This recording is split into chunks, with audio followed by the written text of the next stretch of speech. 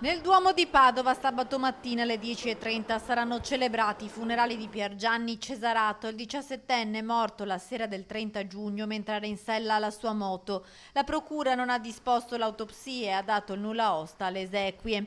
I genitori del ragazzo hanno dato il consenso anche all'espianto degli organi. Pier Gianni era figlio di Nicola Cesarato, imprenditore molto noto a Padova e titolare di una ditta tessile tra le più attive nel territorio. A settembre avrebbe dovuto iniziare la quarta superiore al liceo scientifico Don Bosco. La passione per il basket è quella per la moto, un ragazzo gentile e ben voluto dagli amici. Nel frattempo continuano le indagini per chiarire le cause dello schianto avvenuto in via Chiesa Nuova. Il conducente del furgone contro cui si è scontrato Pier Gianni Cesarato è iscritto nel registro degli indagati per omicidio stradale. L'uomo, 47 anni, il risultato negativo all'alcol test, stava svoltando in via Cesalpino quando la Yamaha del giovane che proveniva da Padova ha centrato il suo mezzo. Il pubblico ministero, titolare delle indagini, ha già ordinato una perizia cinematica per ricostruire l'esatta dinamica dell'incidente. La polizia stradale invece sta cercando di recuperare le immagini di qualche videocamera di sorveglianza della zona.